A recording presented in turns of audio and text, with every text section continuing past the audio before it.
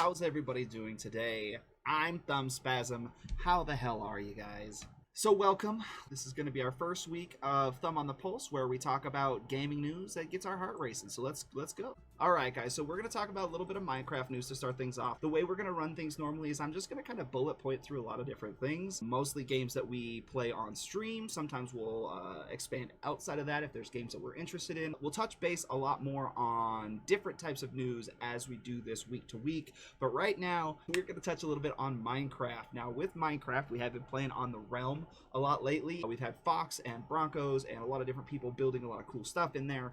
There is going to be theoretically or hopefully a new update in the future. There have been rumors on what has been called the end update, but we haven't really confirmed much on that. A lot of speculation on what's going to be in that update and the types of environments that it's going to create, but I'm not going to touch too much on that just because there is a lot of rumors. What is being wanted and what has been talked about a lot in the Minecraft communities is what's been known as the cave update, which is what we have pictured right over here. The cave update is going to be more focused on different biomes in the underground world of Minecraft. Now, we're not talking about the nethers, we're talking about what's under the actual ground. We're not going to another dimension, we're not going to a different world, we're just hoping to get different types of environment and different types of biomes in the caves that already exist in Minecraft. Now, from what I understand, it's been a lot of a coding issue. The developers of the game are trying to manipulate the coding that's already existing that is Minecraft, as opposed to adding an entirely new theoretical game to Minecraft, which is basically what the Nether is. With the Nether, you get a whole new game with that. It's an entirely different idea, and I think that's the idea behind the end update too, which is why I think it's rumored and people are leaning a little bit more towards that one. But with the cave update, we're looking at different biomes with stalagmites, hopefully different types of stones and things that you can mine. I would be personally stoked on a cave of Minecraft because that's the type of stuff that I enjoy. The cave update would add a whole new level to Minecraft, in my opinion, merely because it adds to the already existing game. Where I love traveling and just going to find different biomes above ground, and then the idea of having to go to a portal to take me to the Nether, to take me to different types of the game or different parts of the game. I really enjoy that all kind of being inside the one Minecraft game, at least for me. I'm a pretty boring Minecraft player as it is, though, so don't take my word for it, all right? I dropped that. Oh, yeah. Next on the list, we are going to touch base a little bit on our favorite adorable game, that is Animal Crossing's New Horizon. Now, we just got an update with Animal Crossing on the 30th of July that added the fireworks. Basically, we all have fireworks displays every Sunday on our islands. You can go to different friends' islands and visit their fireworks displays. You can invite friends to yours and just have a big party on your island. Really cool part about the fireworks is that they add customization. So there are opportunities to customize your fireworks display and make them personalized. We had a really fun time on Chrissy's island recently where she customized some fireworks. We'll put pictures of that right here, right now, or maybe video. But it was really neat to see the customization added a whole new cute element to the game. However, the big news behind Animal Crossing, more rumors, which is kind of why we're touching on this next. Because of some data mining that some fans and some engineers have done into the code of Animal Crossing with some of the new updates that have come, but also some updates that have gone so far back to indicate this new news, all the way as far back as April. They've been noticing little hints and little coding clues in their investigations, indicating that Animal Crossing is intending on adding vegetables and plants to the game. I know that seems like kind of a small, minor thing, but to Animal Crossing people, it's really going to expand the game for us. I've been noticing a little bit in the Twitter sphere that people are just now starting to get a little bit of boredom with the game, where we've added things like swimming, the fireworks updates, new environments, seasons change, so new things happen. People are just, I've heard the bare minimum rumblings of people getting bored with the game. I really think this new fall update is going to change that. Not only is Halloween an exciting, fun holiday where all of our characters are going to get to dress up and we're all going to get to put together all of the clothes that we've accumulated to this point and see what kind of ridiculous costumes we can come up with, but there's also going to be these potential of these vegetables and plants, which may indicate that not only is there going to be a big update coming, but also that they're going to change the game, and the fact that there might be actual like farming going on. There might be cooking going on. You might actually get to prepare meals and to maybe change the mood or the attitude or interactions between you and other characters. I'm assuming it's going to be like a Harvest Festival fall theme type update. The image clue we got when they announced the next free update was a jack-o'-lantern, so we can almost guarantee that there's going to be some Halloween themed stuff in there. It should be a lot of fun. I'm excited for all the Halloween stuff to come out. To be honest with you, I think that's going to reinvigorate my passion for the game. We'll get to decorate the whole island. Can't wait for you guys to see it. Moving right along, we're going to get into a little bit more generalized news. We're going to touch base on some games that are going to be coming out this August. We're not going to touch on all of them, but we are going to touch on the biggest ones that are coming out. I'm super excited for Madden 21. That's why we're going to let the Bronco flag shine proudly through the background on that one. Madden 21 is going to be an exciting game. I intend on picking it up merely because I wasn't super excited with Madden 20.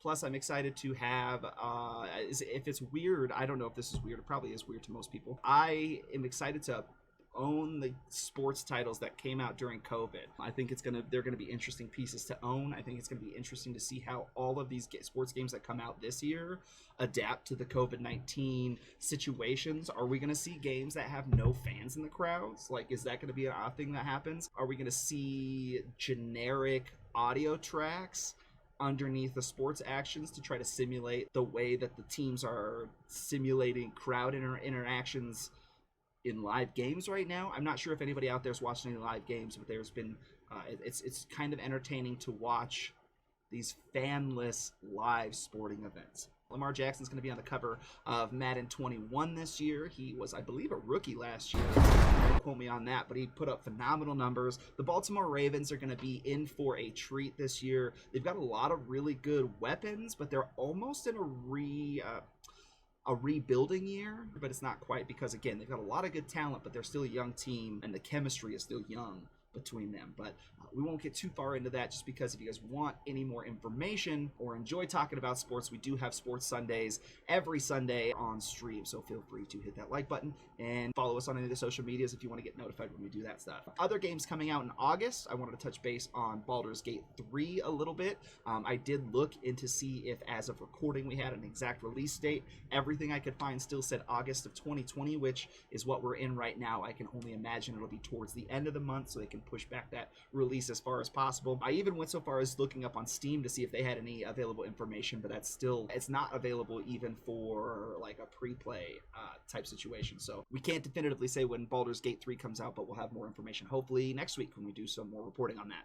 Tell Me Why was a game that was announced during the Xbox Showcase, and we covered that one. It had a very interesting art style and storyline appeal to it. Final Fantasy Crystal Chronicles is going to come out August 27th. I want to mention that Call of Duty Season 5 was on the list as well on August 5th, as well as Horizon Zero Dawn, the Completion Edition on August 7th. I did want to touch base a little bit on Crystal Chronicles, though, just because that was a game that's been around for a long time. It came out on the Game Boy Advanced as well as on the GameCube. It was an adorable, adorable version of Final Fantasy where you get to play these younger type versions of characters. When it came out originally, I was under the impression anyways, now it's been a long time, but it was intended to be a community type Final Fantasy game, as opposed to traditionally Final Fantasy games have been very single player, not a lot of online interaction at that point. There was actually a cable that you could connect from your Game Boy Advance and plug it into the GameCube in order to play communally with your friends.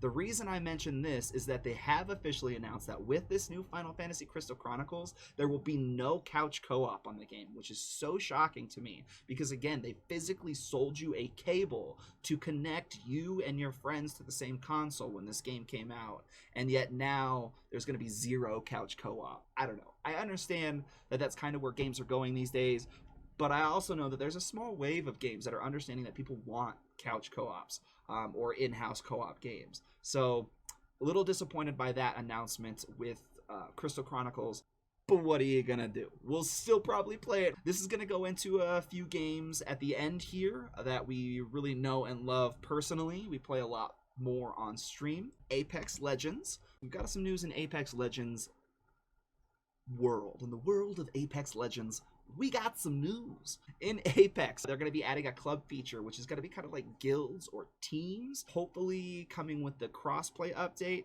It's going to allow people to at least be more regular with their teams, maybe schedule tournaments, things like that, because that's another thing they're intending on upgrading in this new upgrade is the tournament style kind of competitive play that comes along with Apex. The reason they're upgrading that and adding the club feature is because that briefly mentioned topic I just said, the crossplay update. Now, there's a lot of rumors going around with crossplay. A lot of them haven't been hammered down yet, even so far as to the rumors on its release date. There's still no defined release date on when we're going to see this Apex crossplay. Because this game is already a free-to-play game, it's got to be difficult to release the crossplay software on every console that exists separately, from PC to Xbox to PS4. Not only that, but also they're intending on adding this option for Switch. So not only are you adding crossplay software or crossplay coding or whatever to all of these existing games, allowing them to cohesively work together, now we're adding a whole nother console into the mix. So that's going to be super exciting news for Apex Legends, for Apex players. I guarantee there's going to be more lore added to the storyline along with this crossplay, more weapons probably. I'm excited to report on Apex next week, so please keep an eye out. Coming after Apex, another game we play a lot on stream, and that would be Rocket League. New updates to Rocket League. We've got a lot of good news for this one, and in the next one we've got a lot of good news on as well, so be prepared for that. Rocket League is at some point this summer, and this is the biggest news in my opinion of all the news that we're reporting on right now, Rocket League is at some point this summer going to be free to play, where Rocket League on all of its different platforms has been either you get it on sale for $13, you wait till it's $5, you get it for free with Game Pass like I did. I had to pay for a service in Xbox Game Pass to get games like Rocket League for free.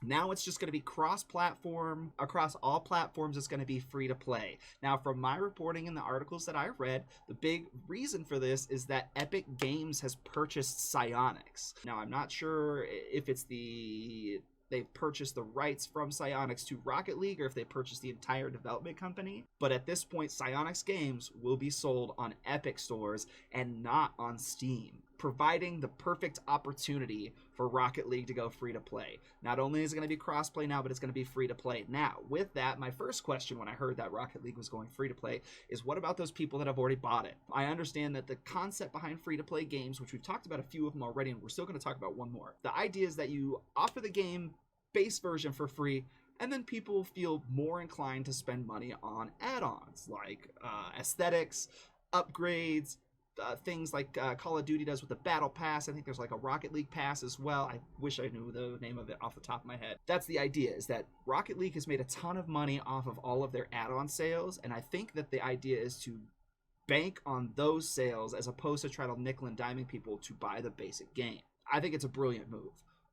But again, my question was, what about those people that already paid for the game? Well, they've got an answer for that, which is great. Not only are they're going to be improving tournaments and challenges on the game itself for fans, but also they're going to be offering the fans that have already bought the game or have what's called the legacy version, you're going to get limited edition items, which is kind of neat, especially for a guy like me that never really focuses on that stuff.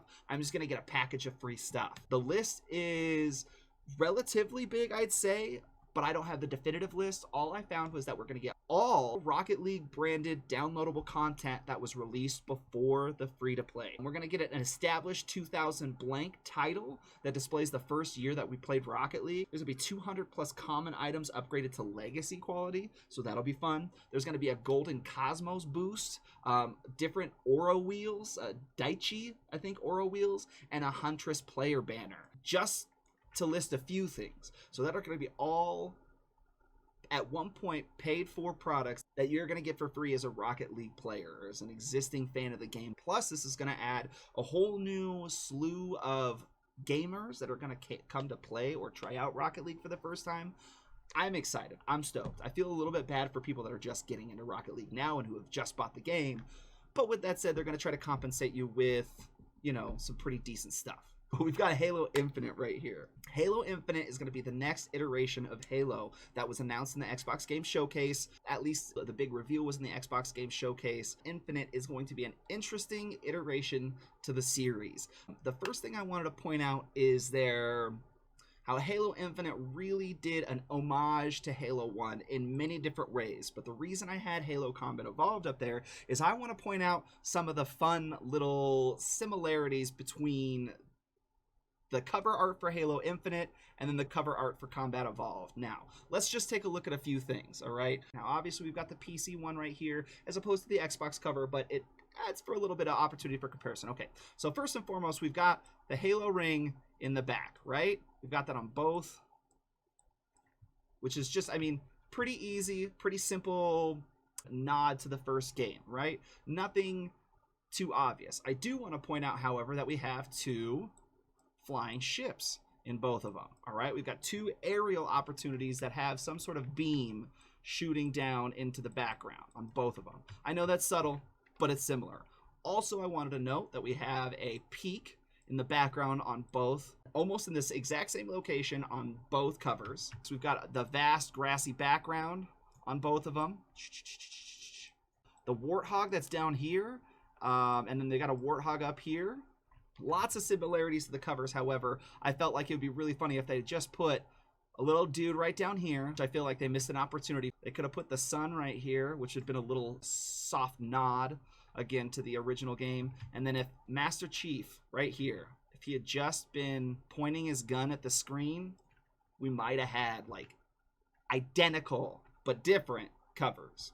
Now, with that said, that was just merely my silly little comparison of the covers. There's so much to announce about this. We already touched base in the showcase that this was going to be the last standalone title for the Halo series for at least 10 years. Halo's banking on that a live service, Destiny, Anthem type model to really propel Halo into the next decade of gaming, giving the opportunity for a lot of downloads, which for some people is a good thing, some people is a bad thing. Instead of releasing new games, they can focus on opportune bug fixes throughout time as the game progresses. As people find new things that they want to do, you can make quick add-ons. The DLCs won't cost very much. I'd imagine that downloadable content will be a lot less expensive, but that does mean there will be no Halo Infinite 2. As far as I understand, are just going to get new chapters. I can't believe how similar those are. Also, it's going to be an open world format, which I'm super excited about, where normally, I guess I would have to say I'm coming around to the idea of open world maps. It didn't appeal to me at first because I get lost. I get lost super easily. But with a Halo world on the Zeta Halo, it should be really interesting to explore this environment and explore all the different types of areas that you can get into within this Halo world. Not only is it going to be an open world, but we're also going to have a full day cycle. So you are going to get a daytime, an afternoon, an evening, and a night, and then cycle back through. So I'm assuming there's going to be some sort of clock or timer or something that you got to keep an eye on. I'm wondering if kind of like in the Breath of the Wild vein, or maybe like the Witcher vein, where you're going to have some sort of resting period where you can rest to heal up, you can rest to acquire certain abilities. It'll be really interesting to see how they implement that full day cycle and open worldness into the Halo sphere. Recently now, they have announced the release date will be somewhere around the holiday 2020 timeframe. I'm imagining it's going to get released with or very close to the Xbox X series release. But the newest announcements with the Halo Infinite series is the fact that the multiplayer aspects of it, not just the first-person shooter, battle royale type games they might have in there, but the entire multiplayer aspect of Halo Infinite is going to be a free-to-play model. Just like they're revolutionizing Halo by making this open world, sandbox almost type of environment with the live service model for the game itself, they're also going to be implementing the free-to-play multiplayer aspect to their multiplayer games, giving it a Warzone, Fortnite type feel, also indicating that they may be getting rid of their Xbox Gold service, requiring you to pay for an online gaming service in order to play Xbox games online, giving opportunity to more cross-platform-ish type games, but this is also going to eliminate the idea of having to spend an additional $10 to $12 a month just to play these games online. Super excited about that. But with that being said, that's basically all the news that I wanted to cover today. I appreciate everybody being here. Thanks for watching Thumb on the Pulse, guys. I hope some of these stories made your heart beat, and we'll see you next time.